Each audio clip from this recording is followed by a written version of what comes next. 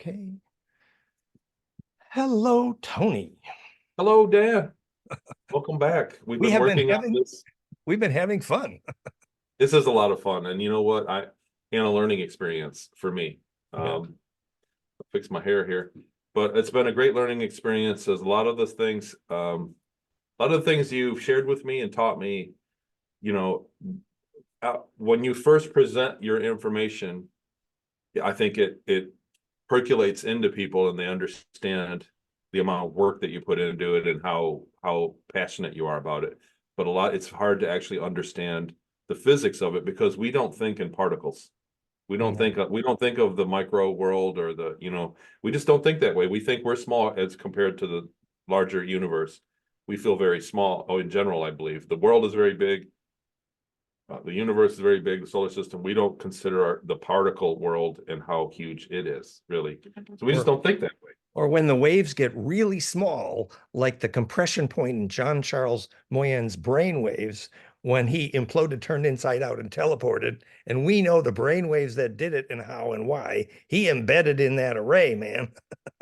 Right. And it's when you get down to those very small waves that the magic happens. That's where magic exists. It's actually the physics of action at a distance, the longitudinal EMF coherence array. That is the action at a distance physics for sure, encountered by Planck when you implode, as in John Charles's brain waves.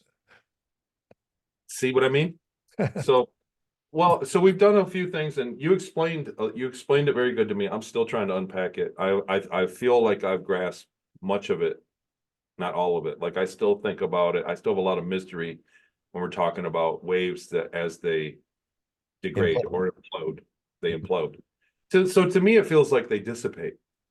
Well, the key is, as I always have said many times, that physics says that Planck is the same for 1 billion light years in all directions because they agreed at the Big Bang, which I don't think is correct. More correct is to say that when the waves converge, implode at the Planck length, and then they propagate coherently longitudinally, they have to propagate into an array or they die. And that array forces agreement on one particular symmetry agreement, Planck, so they can bounce around the nodes of that array. Remember, the dominant geometry of all orbital mechanics in the universe is golden ratio. And so the longitudinal waves had to bounce around into that array, and they die if they don't agree on Planck. And so that's a compression node, and those nodes bounce, and you can teleport to that radio. Not all waves get to the Planck, though. No, but the inertia, well, for example, gravity exists because there's a drain hole for charge when they reach Planck by golden ratio. That's the reason, Einstein said infinite compression is non-destructive compression is the answer to gravity. Of course, he didn't know what that was, but the infinite non-destructive compression Einstein named gravity is because there is a place for the charge to go at the center, because at Planck, it can propagate superluminally by golden ratio into the longitudinal array, which is, as Bearden proved, the only physics of all gravity waves is literally a coherent longitudinal EMF array. So that coherent longitudinal, and that's why when you see that's the physics of ancestor memory, clairvoyance, and lucid dreaming, hello. Accessing the array. Absolutely. And you can prove it. Measure the harmonics. That's how people get to lucid dreaming. You can trigger lucid dreaming with the right frequency. And the lucid dreamers have the same frequency signature in the EEG as those who see without their eyes and get clairvoyant. So they see their grandmothers. Why? Because the ancestors inhabit the longitudinal array. It was called dreaming track. Now we know what it is. Okay, so you're giving me a lot, as you always do, and it makes perfect sense. But like I said, as I understood kind of more how that works and how some of the waves that don't go in work, it answers a lot of questions. However, there are people in my audience that have reached out to me that whenever I mention your name, they go, "Look, Tony, can you ask Dan this? Will you please?" And then like I'll go, "Yeah, I'll fit that in." But you know what? I'm asking you stuff that I want to know quite a bit. So like I'm still wrapping my head around this. And there was a real moment for me when you were explaining it to me that a lot of it dawned on me, and it was very enlightening. There was a moment when I understood it, and the experience of understanding how that works really answered a lot of questions I had from childhood, from my whole, lifelong questions. How does gravity work? I mean, who hasn't dropped something Yeah, and wondered why. and wondered how that happened? Einstein did not know. NASA doesn't know. Stephen Hawking didn't know. Oops. They should be embarrassed. Well, I still don't fully understand it, but I'm saying when I understood what you're talking about, how the size works out, it was a very enlightening, and I felt like a lot of my intuition all my whole life that I told myself was wrong turned out was right. So that it's all the same science, basically marries all the science across the board. It's a And total so unified real and relief. enlightenment is embedding in that array. That's what that unpacking is. Into that array. Yeah, it's true. Yeah, very awesome. So anyhow, I have some questions here from my friends for you. Cool. Let's see here. First, they have a bunch of hold on, let me look at it. So for non-scientists, so you're okay with this? We'll do a Q&A. Sure. Good challenge. Good challenge. Yeah, I got 10 or 12 questions here. I don't know if some of them are redundant. Okay. First one, for non-scientists, please give an understandable explanation of what the array is. Well, it's kind of well known that the Earth grid is a dodecaecosa. Most everybody has seen, Bruce Cathy and Anti-Gravity of the World Grid, Becker and Huygens. The sacred sites and the pyramids of the planet are universally, everybody knows, are on a dodecaecosa array. And that's where Bruce Cathy proved radioactive critical mass is reduced. That's where Kozyrev and Korotkov proved commercial telepathy is possible. So those are obviously compression nodes for sure.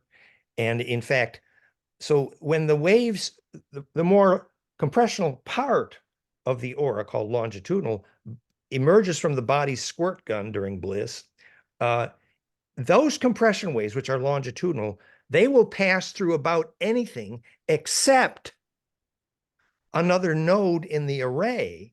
And at each node, they exchange inertia with the transverse component. That means, for example, now we know how exactly to use phase conjugate microwave to make the lightsaber for Luke Skywalker and to contain heat at a distance with English. So now you've opened up an entirely new Pandora's box when you said lightsaber. Yeah. So when Ingo Swann he lit a flame with his mind at a distance, we know the brainwave signature that enabled him to do it because the longitudinal wave emerges from the blissful aura and it bounces to another node in the array where it can then exchange inertia. And the longitudinal wave has no heat. But when it bounces at the next node and exchanges inertia with the transverse there, you can then contain heat at a distance. In fact, longitudinal interferometry is the only physics of all action at a distance and all miracles and spiritual stories. So the nodes of the array do not access time, space, or do. You said there was something like the waves do not access the nodes. No. They access different. The longitudinal wave can go right through a Faraday cage, no problem. Ingo Swann proved it. But when it hits the nodes of an array, the compression point, and implodes again, that's the place where it exchanges inertia, which is transverse, called heat. So because you can do that interferometry accurately, you can steer, not just contain heat at a distance, the solution to all fusion experiments, but the solution to all portals and remote viewing and that kind of stuff. Okay, but the array itself. So right now we're in 3D space. Well, an array tells me, right? So we're outside of the array, so to speak. Well, if you have any skill at dowsing at all and go out in your yard and find a strong magnetic line cross point, test it for yourself. Does not the remote viewing and the telepathy and the Bliss and the Agnihotra and the Therapy and everything always works better there? That's called a compressional node in the array. It's been proven. That's where you get telepathy, where you get reduced critical mass. That's the only place the Ark of the Covenant actually works. Anyway, so when you can find these compression nodes, you find the magic, because that is the communication with collective unconscious, ancestor memory. It's the radio. That's the radio. Sorry. On an off subject, sorry. You're on a roll, and it's wonderful to listen to. On and off subject, do you think a large monument or a man-made structure could create one of these nodes? Well, you know, they said the Cistercian cathedrals were named Cistercians because they built them over the cistern. And the cistern was actually a node in a longitudinal array. But then they realized that if you built a good cathedral, you will attract your own blind spring, dead tower, underground water. So it runs both ways. The water comes to where the magnetic lines converge, or the magnetic lines converge, start where the water converges. Either way, it is the physics of a node in an array. It's called a blind spring in geobiology. But so yes, you can make one, absolutely.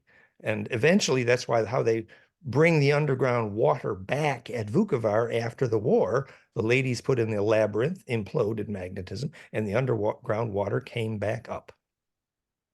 Okay. Just curious because that's kind of a side study of mine. It's in my new book.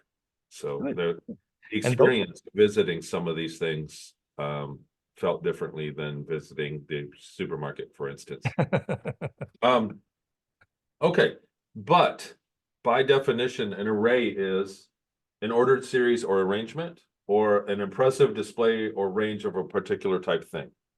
A net of coherent wave nodes, in this case, specifically fractal based on golden ratio. So other nodes are magnetic in nature.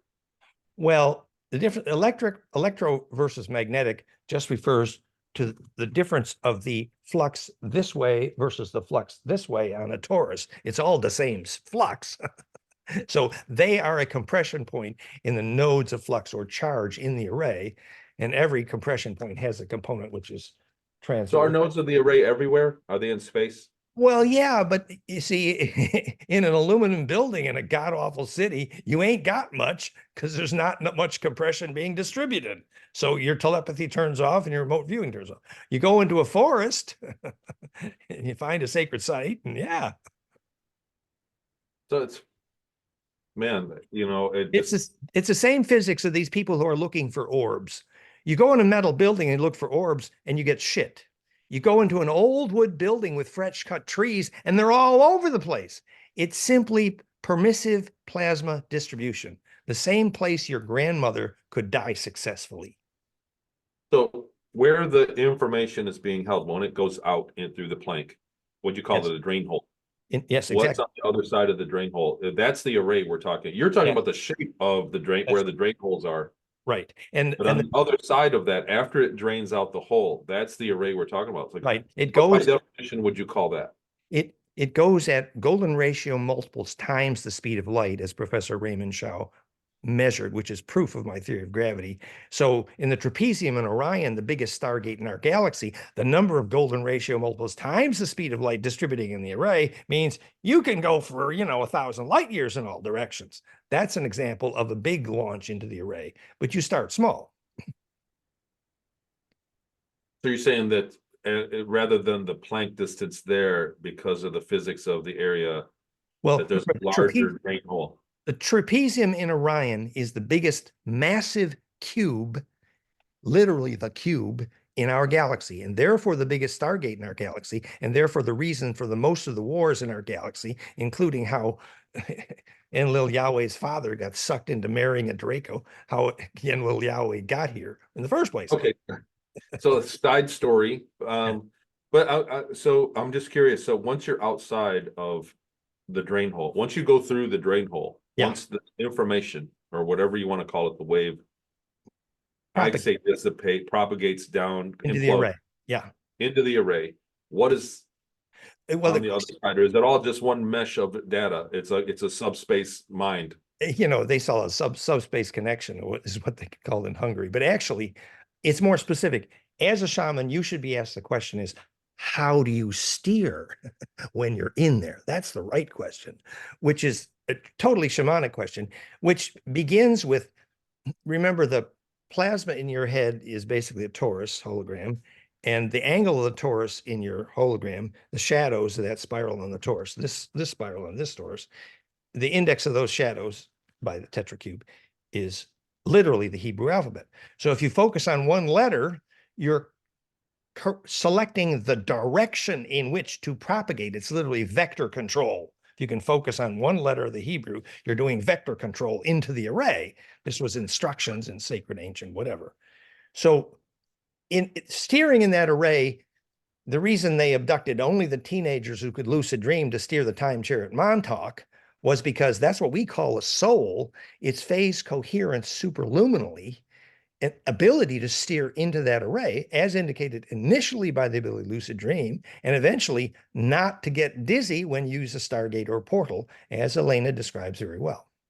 So that's why there's a genetic limit on it. So some people don't have the ability to lucid dream or be coherent. They access any Aboriginal will tell you, if you stayed on the same magnetic line for 1,000 generations, then you're going to be able to steer that magnetic line across the continent like it's a family pet. However, so that because it's recursive implosive braiding in the DNA from the phase relationship to the grid on which you live, that fractality, which is ensouling, and eventually that coherence in the DNA massively gives you leverage on the array. The same reason the corn seeds of the Hopi wouldn't germinate unless they heard the right song. Okay, so I'm going to move on. That's a tough question, I guess, and it's a big question. So, and I'm not sure I understand it yet, but what remains to be seen. Number 2, what is the best way to achieve a bliss state for everybody? Remember, bliss is an electrical name for the charge radiance that follows implosive compression. That's what it is, as measured by implosion, golden ratio, and EEG, flameandmind.com. So basically, succeeding in inhabiting the center of compression, a magnetic line cross, a sacred cathedral, the right yoga, the right sacred dance, it's all examples of inhabiting recursive centers of implosive compression called sacred space. So that's why the Aboriginals were so clear that you did not have culture if you didn't know how to teach your teenager how to have bliss. There is no culture because that's the only way they get immortal and an immune system, actually.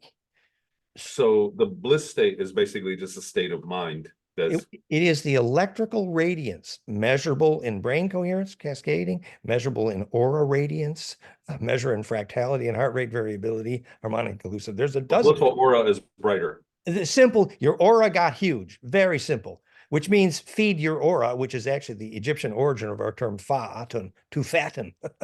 You never do anything. Choose who to hug, what to eat, where to live, unless it's going to feed your aura. That would be ensouling. Wow. So, okay. So if you wanted to propagate a bliss state, so somebody that's down, they just crashed their car and they had a bad day and they came into tax bills and they're having a horrible day and they want to return and pump up their aura. Is it just a meditative state that you could do to kind of go back into that mindset, or how would you recommend somebody on a bad day? Yeah. I mean, we wrote a book on this. It's called Conscious Kids, goldenmean.info/conscious kids, the hygiene for bliss.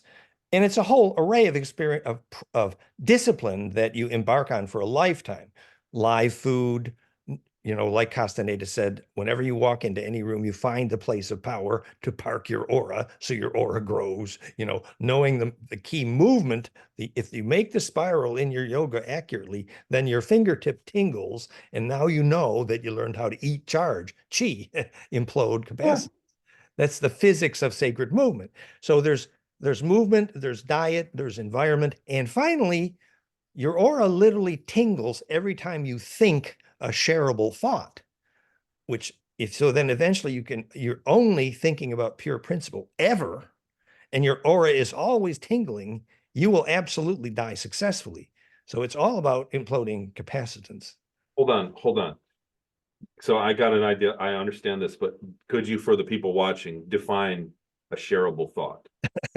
Well, heaven, plains of Sharon, Champs-Élysées, these are names for charge distribution efficiency. And that charge can never distribute unless it can be propagated by perfect symmetry. So every wave that comes to the center of the implosion there only goes through center if it's perfectly sharable implosive distribution, which means the wave that is love, literally golden ratio in this geometry of touch, you can remember love and you go through death perfectly. But if you have some anger, which is 1/7, absolutely not compressible, will never go through center, will encounter destructive interference immediately. Anger is electrically, by definition, the opposite of a sharable wave. And you will not die well with that. Wow. So jaw dropping. So to think about that, that's what you mean by shareable, is that it's implosive to the plank. That's A right. shareable thought is a thought that generates a wave that is implosive to the Planck size. Exactly. And the Not an precise angry physics, thought, not a deceptive lying thought, not no, a perfectly. And that memory absolutely serves all of DNA, which is the only thing that can go into that array. So that, at the time of death, which is literally an electrical black hole, death visions are contagious. you know, it's true. Preparing for death is exactly like preparing for bliss. It's the hygiene that all of your memories are shareable, which is same as going to bed and replaying your day backwards like a movie. If you don't get stuck when you're playing the movie, you've distilled all the pure principles. Okay, so I'm thinking about pond, but that's like heavy. That's a big thing. So great. Thanks for that. Oh, and then so this, I can skip the third question, which was, are there special techniques to help children achieve the bliss state? What I'm going to do is I'll find the link to that book and put it here.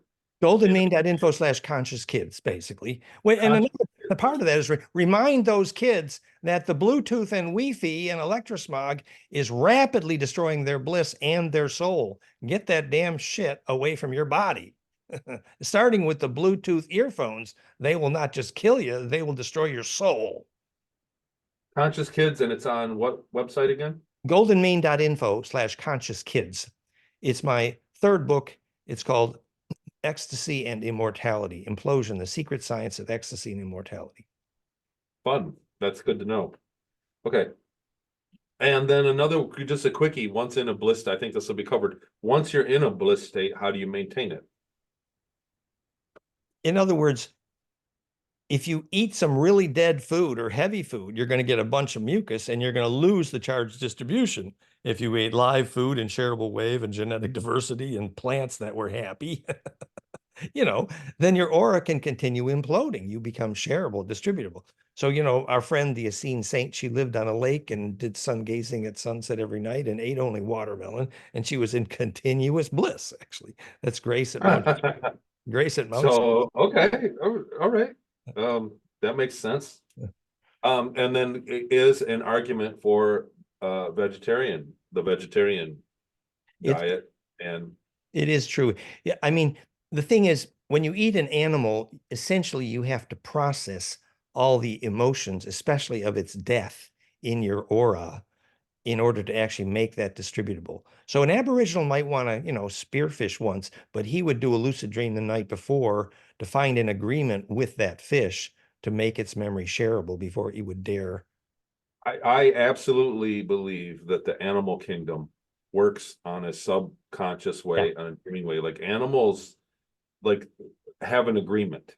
Yeah, that's right. Or they're going to eat the next one. The predators, like they know.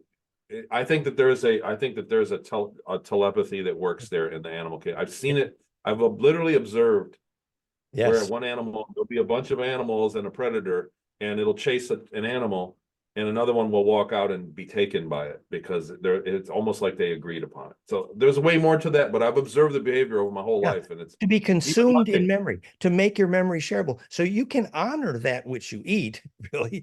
But the thing is, if you consume anger or pain, the movie Powder, when he touches the dead deer, if you consume anger or pain, eventually you have to pay that debt. There's all those angry animals in your aura, and it's a bit tricky.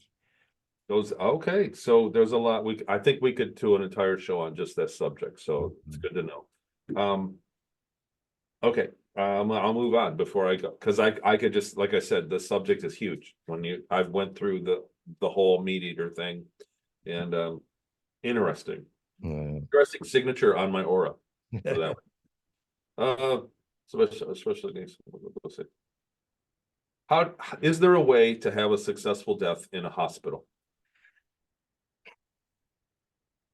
How would you have a successful death in a hospital? Sometimes you walk on water, sometimes you take a bridge.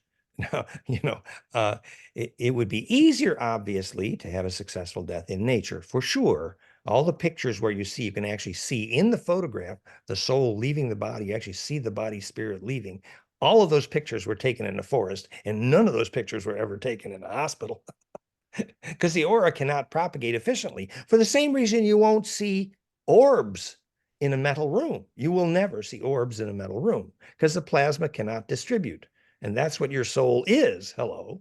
But obviously, there are places in a hospital. And, if you had a strong soul and you're very spiritual and very focused on your ancestors, there's things you can do. But like I say, So go ahead. I was going to say the science that you explained about how it works and how the soul doesn't get basically watered down in Yeah. an environment, in a heavy EMF environment.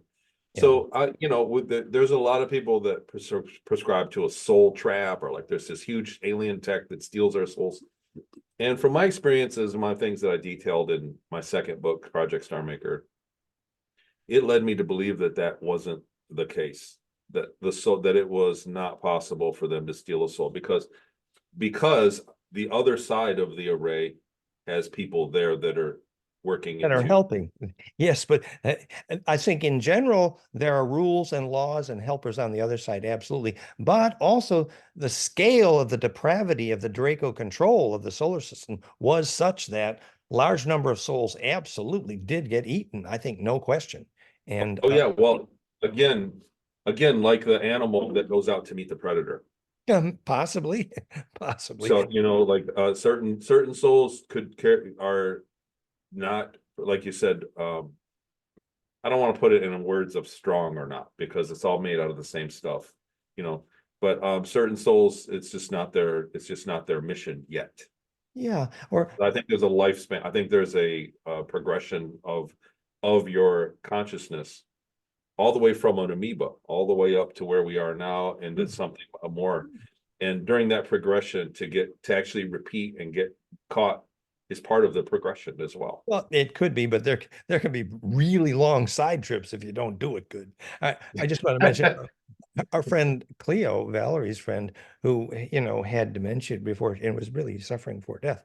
But then when she died, actually her South American tribe came for her, and I was there, and I had hours of intense bliss, and I tracked her. She went through the mountain from the wooden altar to the mountain to the heart of the sun, and the tribe was there steering and navigating. So her ancient tribe absolutely navigated her through death. And, the tribal chief spoke to me, and oh God. So, a sacred death with tribal ancestors is a fabulous thing. I've heard of people that died in their home, not in hospice, but with a nurse there, and it was inevitable, and they were in their home, and that the family gathered around, and instead of hearing that it was this sad, horrible thing, everybody couldn't believe how beautiful it was. Yeah, just like a birth. Yeah, like a birth. Same. Yeah, that they were like, it was such a peaceful, such an amazing feeling to be there Yeah. too. It, And they said it, that they were speaking to people in the yeah. last that were And not in. if the house is on a magnetic line made of natural material, and there's been some good praying there and some bliss in the house and memories, it can be fabulous. And there was a hole in the roof in Switzerland, and they always know that's where grandma goes out. Really? Interesting. Interesting. Again, this is turning into something that could be a whole show's worth of a conversation. So I'm going to move on. These are great questions.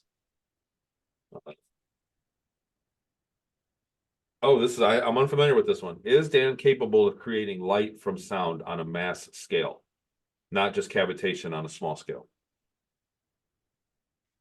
Well, piezoelectricity is an example of light from sound in the sense that the phonon stricture pressure is converted into much higher frequency electrical, which is effectively light. So a helical structure in which piezo is possible, quartz SiO2 or DNA, uh, converts the long wave to the short wave efficiently, because when you pull on the slinky, there's a coupling between the long wave of the ends and the short wave of the sides moving in slightly. That's piezoelectricity. That's how DNA and quartz work. That's how propulsion happens. When that cascade becomes recursive and conjugate, that implosion is a warped crystal, actually. So converting sound to light is more than metaphor for the symmetry, in this case, asymmetric helical structures, which couple long waves to short waves, and the physics of piezoelectricity, and how the sound of bliss becomes the light of bliss in the body is a perfect electrical metaphor for that. When that's the physics of Kundalini. So when the phonon wave, the sound wave, is traveling up your spine, and then your ears start ringing really loud, and then the top of your head feels like a red hot poker. Yeah, light from sound. So, okay, so the answer is yes. Yeah, actually, Capable of creating it on a mass scale. Could you do it technologically? well, again, the physics of Kundalini, the spine liquid pump harmonics that make Kundalini go, goldenmean.info/Kundalini, the measurements are exactly the phonon wave we're feeding to Therify.net, for example. And Therify.net is implosive plasma, which regularly causes lucid dreaming and seed germination. So essentially, we did a study of the physics of what they call the sacred fire in Greece and Jerusalem, where the priest goes underground and the fire lights spontaneously in the phonon cavity of the sacred temple. They call it the sacred fire. It means Jesus was there. Actually, it means implosion happened. Oh, wow. Okay. Okay, moving on. Again, all of these could turn into a conversation that would go a half hour to an hour. Well, let's see. Has anyone combined the electric universe theory formulas with the mainstream physics theory formulas to see how they compare? Electric universe is very helpful.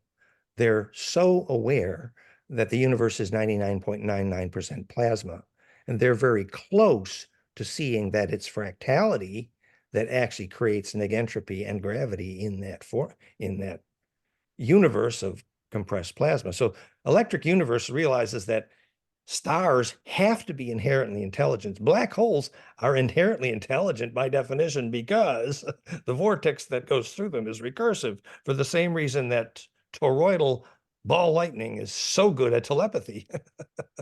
So the electric universe theory are very, very close. Most of those electric universe people believe in angels, and that's a great start. We did a whole lifetime study on the symmetry hypercube physics of the Ophanim-Enochian alphabet from John Dee. If ever there was a physics of angel intelligence, goldenmean.info/Ophanim. So yeah, and that actually, all of the great physicists believed in divine intelligence. Divine intelligence is great. It's the concept of God that's childish, and miracle worship, personality worship, that's the childish, disempowering. But it's a personality. Yeah, personality worship and miracle worship and the term God are not consistent with any advanced intelligence. But the idea of divine and ancestral intelligence is precisely central to every advanced culture. Interesting. One thing that when I digested the information that you gave me about how the brain waves implode down was that when you get information down to that and access out of the PLANCK into the drain hole, it doesn't speak English. Actually, it speaks pure principle. At first, when I started having bliss, I heard the word be a voice for us, vociferous. It said, be a voice for us. And then my inner voice would say, very close, varicose veins, very close we are ins. And I realized it was a very compressed language, pure telepathy, highly symbolic, 17 meanings to every phrase you hear from your inner voice. At first, it sounds like a baby speaking, and then you realize it's your ancestors. Well, and then, like you said, exactly, it's a compression. It's an instant. Very compressed. The entire sentence and the paragraph is actually very slow, very, very inadequate data, very small data pack as we speak. It's a small amount of data. When you implode and when you're accessing the rest of basically the stars and the black holes, like you said, they don't speak like that. They do not speak English. They do not put rules in front of the words. They just put the words in an instant.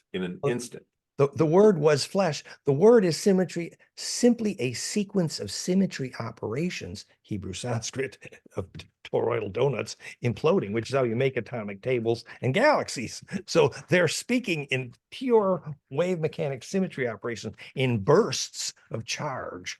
And the more you embed and relax in the center of the lightning bolt, the more you can see. Exactly. So that is actually I'm going to say the word. It's actually one of the key components in remote viewing. Yes. It's not listening for a sentence. Oh, It's getting it all in a glimpse, in an instant, and then unpacking it into sentences. yeah, So that's relax. kind of it.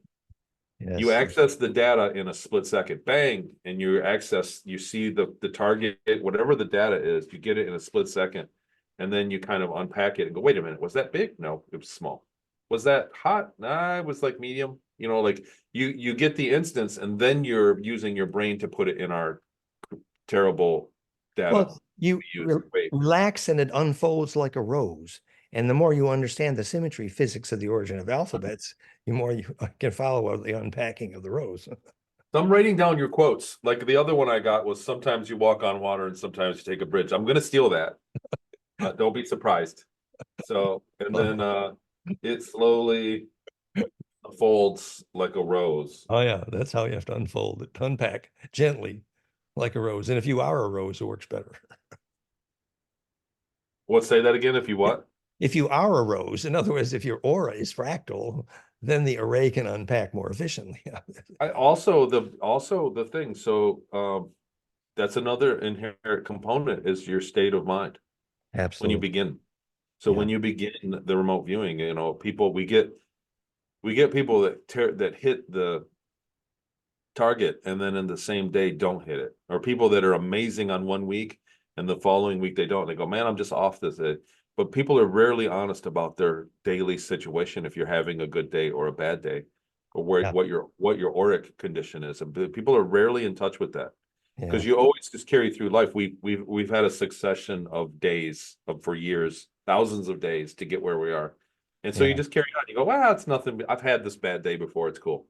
But in reality, you're not a rose at that time. Which means you're distracted. Something is bothering you in the background, and that means you're not a clear reflective pool for the water. That's right. And on good days, some people are, man, I'm on. I'm just on. Yeah. Everything's on fire today. And then the other thing, I guess, a real crime is that people blame it on things like astrology or the sun flares. Like, these things have effects on us in certain ways, but really you have to emanate yourself.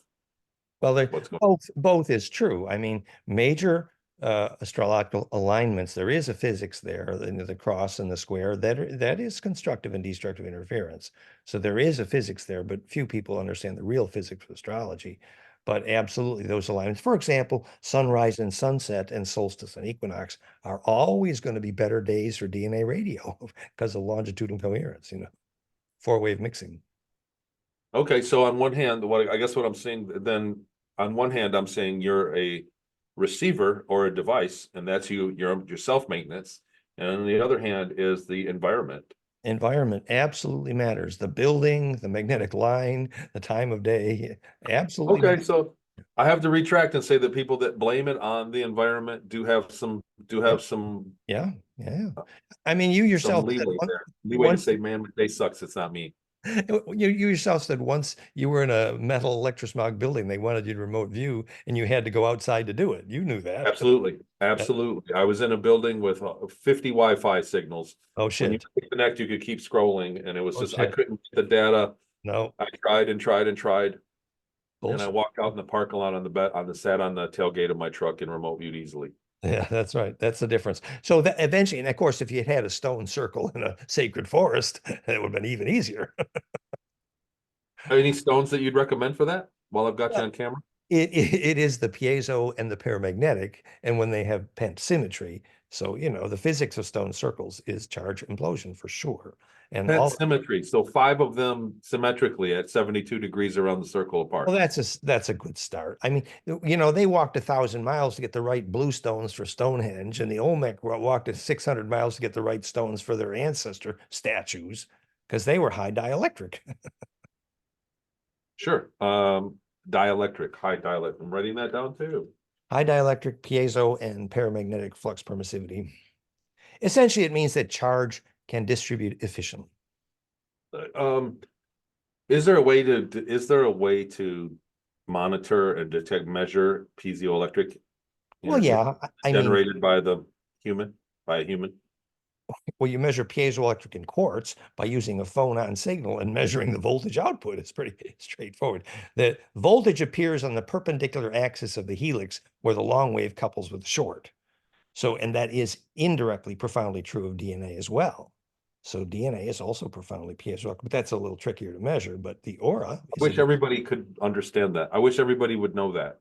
So people, people, so many skeptics out there thinking that no mental ability works. They don't understand their own electricity.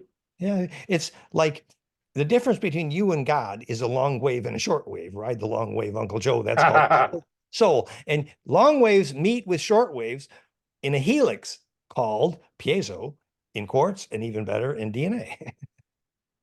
Very good. Very good. Thank you for, I'm gonna have to quote that. I'm out of paper. Are you always in a Kundalini state or does it come and go? When I lie out front here and outside, I can bring, I feel the Kundalini within minutes, typically, if I'm relaxed, and my crown chakra will burn, and then I'll spit out a bunch of mucus and it'll burn the blood sugar too quick. And then my thoughts will go very fast. And then I have to come inside and recover a little bit. So Kundalini can be overwhelming, but on the other hand, it can be incredibly information dense.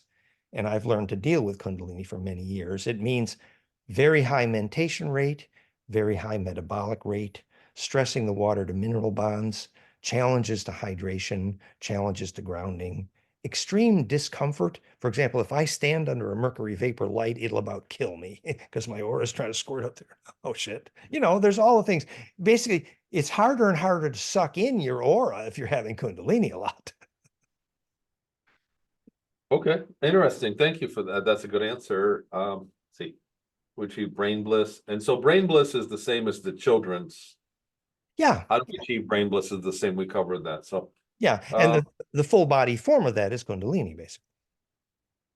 um, what kind of crystal would you use for warp drive? We found for our new firecrystal.com, PHIRE. We now know that the reason we talked about this for Dan, I mean, Dan Willis is wonderful and we love him, but we think that Marcel Vogel only used the concave, the curve, the non-parallel sides of the crystal because he had to approximate a phase conjugate pump wave because he didn't know what a phase conjugate pump wave is. That's right. So where instead of the sides being flat, all of the actual Atlantean fire crystals, we believe, were 6 or 8 sides, and the sides were parallel, actually. Parallel sides, Absolutely. like the obelisks, like the four-sided obelisks. Yes, exactly. And so those have kind of a taper. Does that increase the effect like it does and kind of change the wave to go out the top better? Theoretically, if you want the phase conjugate pump wave to implode at the crown of that the most efficient way to do that, I believe, would be parallel sides, strictly parallel sides.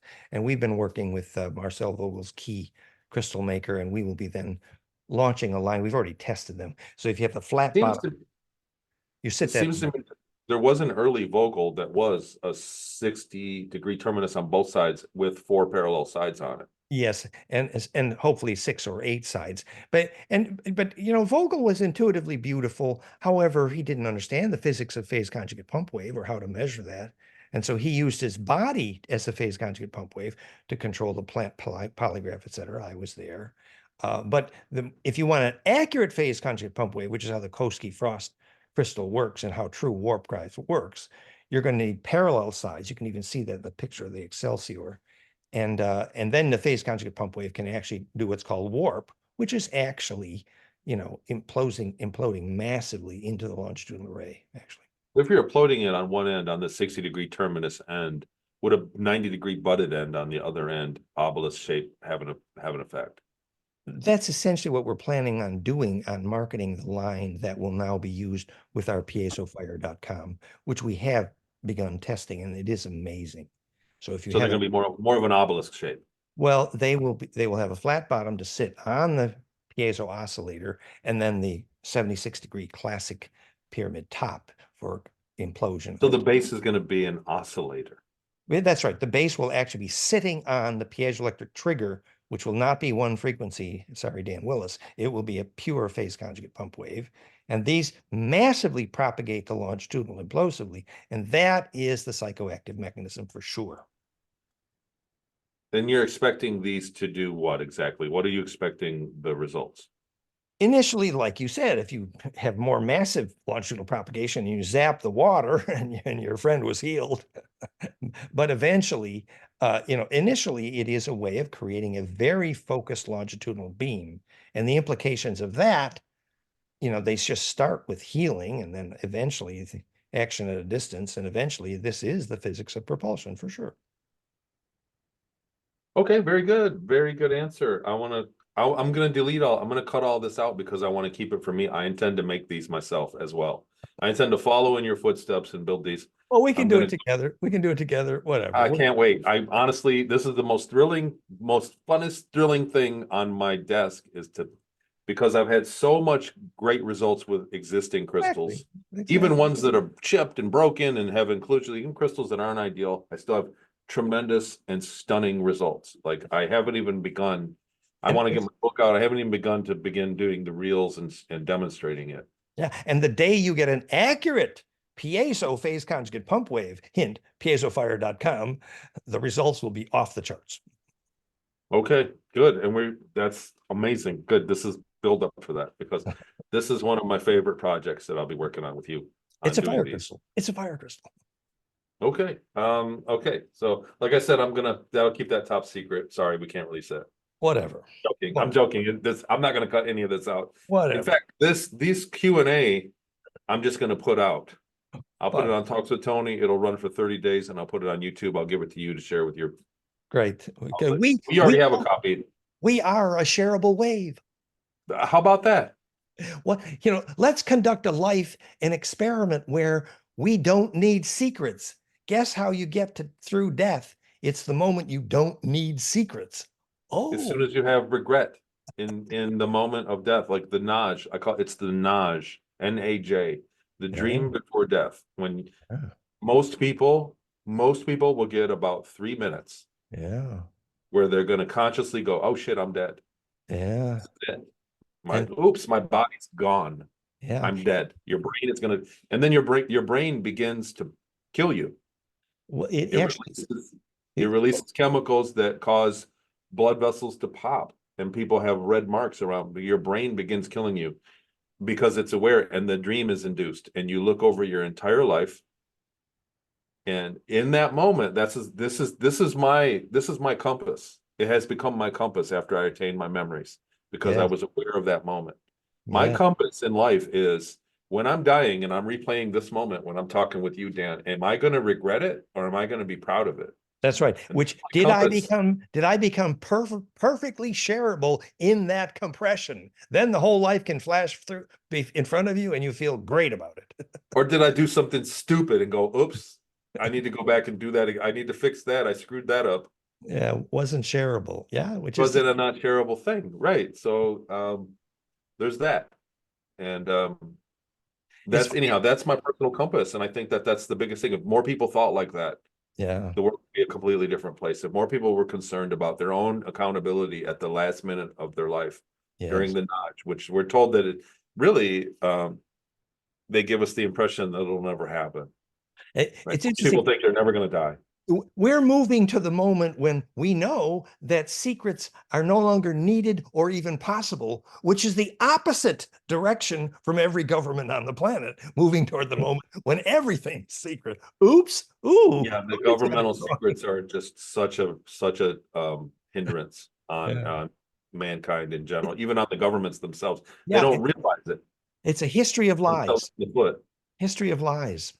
And so that's why it all has to be truth, completely shareable, transparent. That's what makes you shareable and immortal. And you know what? My life changed.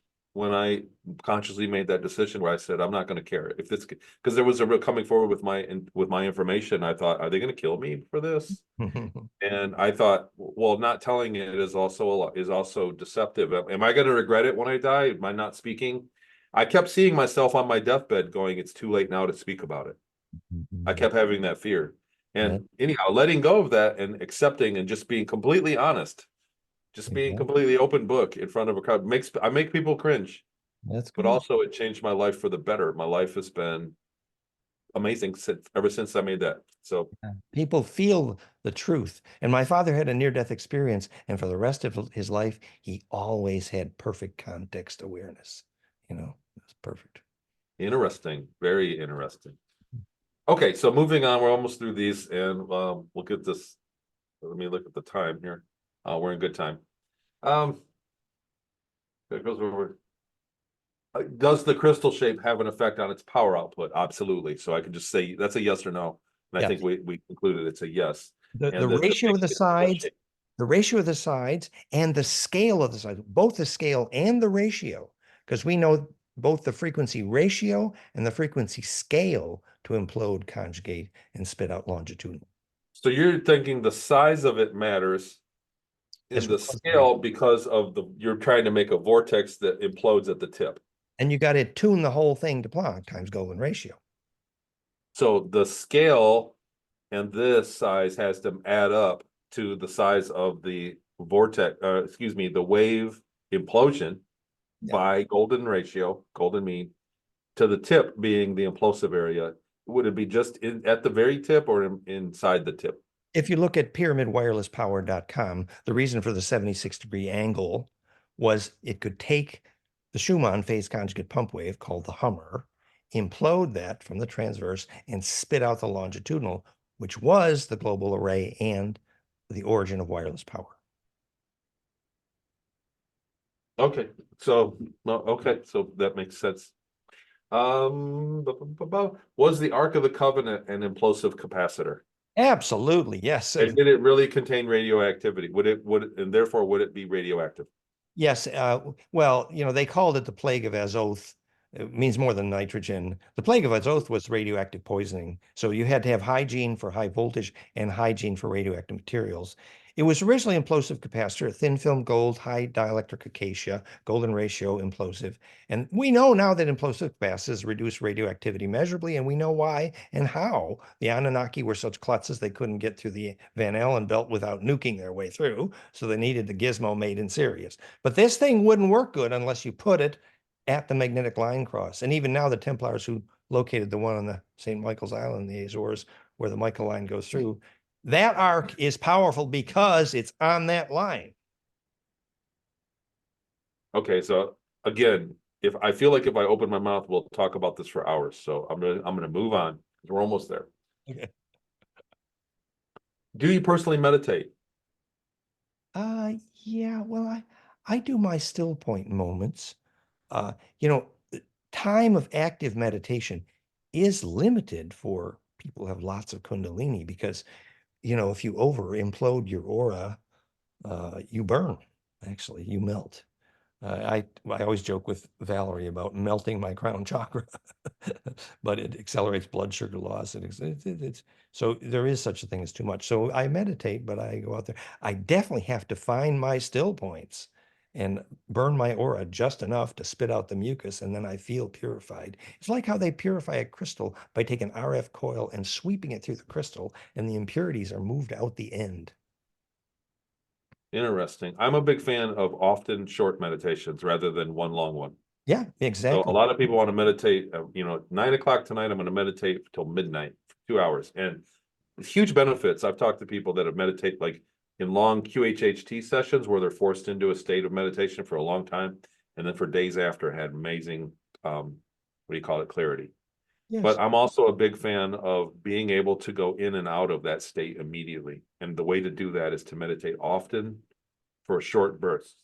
So it's this is a different workout. Really but like a stoplight, I always do the stoplight analogy. I stop at the stoplight, I meditate, shut it off. Oh, stoplight screen and get back on it. And do that throughout the day many times because that's when you need it, because I'm using an operational load on the meditation by going into a remote view or some kind of intuitive moment. And then I only need it for a few minutes. So That's um, and it depends on the stage you're at. If you've never had really intense bliss experience or Kundalini, then maybe you need those long sessions. But if you've that's been exactly right. max intensity and you had like way too much, well then, the short ones are better. Great info. Great info. What would you do for an optimum meditation? I,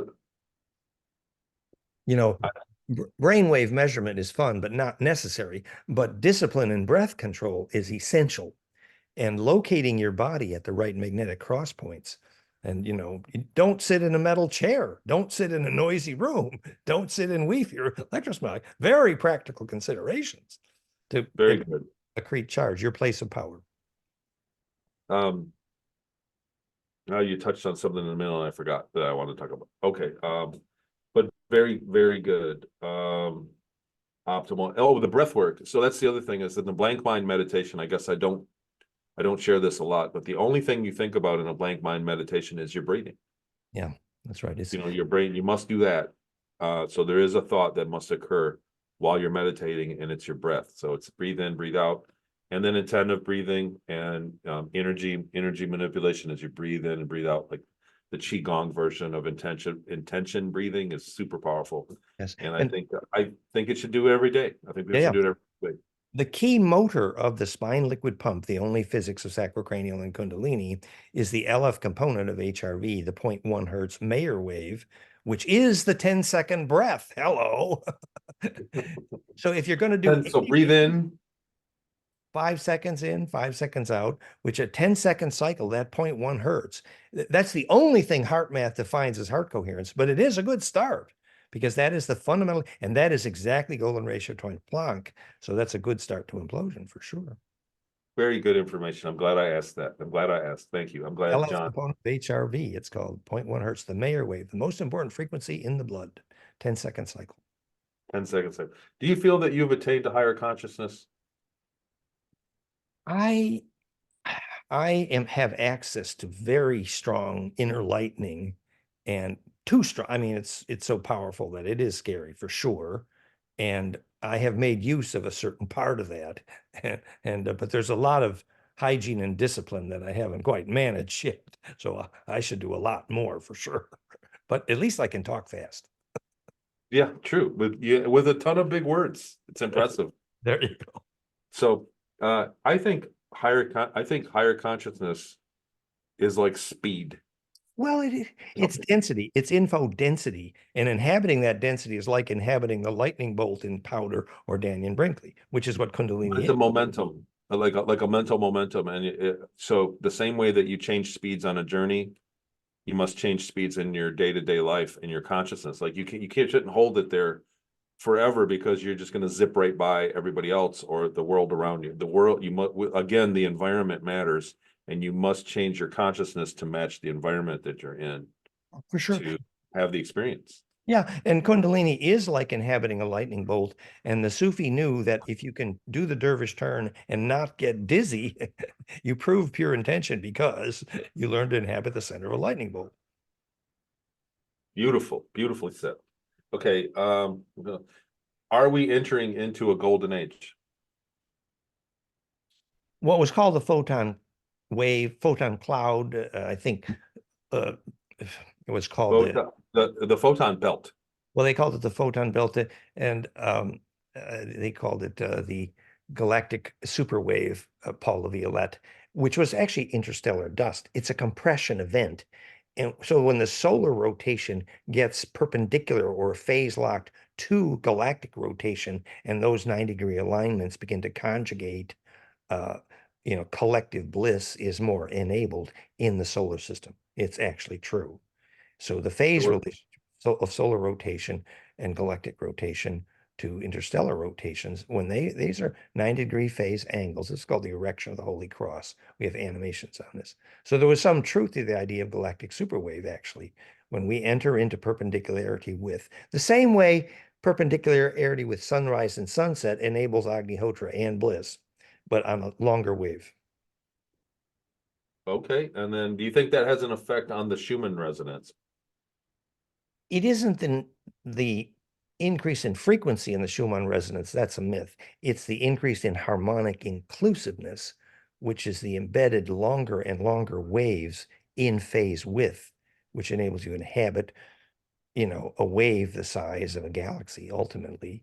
If you can't inhabit a sun, you're not grown up. If you can't inhabit a galaxy, so that's why Osiris had to be a sun god. All ancient religions were sun god religions for that reason. You're inhabiting a longer wave, embedding simply. I've often thought of making some kind of ocular device the size of the Earth, or putting it in, or like we see the visible spectrum the size of our eyeballs can take in, right? So we're seeing color that fits in our eyeball. Literally, the wave fits in our eyeballs. So waves that are bigger, we don't see. And I've always thought about making some kind of mega huge device to witness that part of the spectrum. Well, These big, massive waves, like you said, the size of a galaxy. There's a color. That's a color. well, and the Jews didn't have a word for blue because they couldn't see it, actually, the ancients. And so the shorter, Blue. yeah, the word blue didn't exist in ancient Hebrew. They couldn't see it because it didn't even They couldn't. exist. No blue. They didn't, no word for it. So So, whoa. Why couldn't they see it? ancient Hebrew has no word for blue because ancient people could not see blue. Their eyes had not evolved. That's well-known physics, actually. No It's kidding. So at some point there was a marker, or evolution to greater spectral bandwidth. So they couldn't see eventually the sea, they the never sky. it wasn't blue to them. It wasn't blue at that time. No, it's been studied actually. What Uh, did they see? well, I was proving that the Hebrew ancient letters for red Adom was the phase angle of the torus. That is the physics of the origin of color. And then I went to find blue, and it didn't exist in ancient Hebrew, and I knew I had a problem. But now take the moment the first time you get clairvoyance, like when Nostradamus got the coding correct on the bottom of his scrying cup and began to see the future, or the obsidian mirrors of the Olmec. So for ancestor phone calls, so suddenly they're prehending literally a longer wave, and so that's called the pinhole camera, and it's the introduction of John Dee's discovery of consciousness and how he used scintillation in a pinhole camera for ancestor phone calls. Okay, they gave me again. That's a lot to think about. There's a lot to process there, Dan. I'm starting to invent my own scrying cup in my mind as you're speaking about. Exactly. Yeah.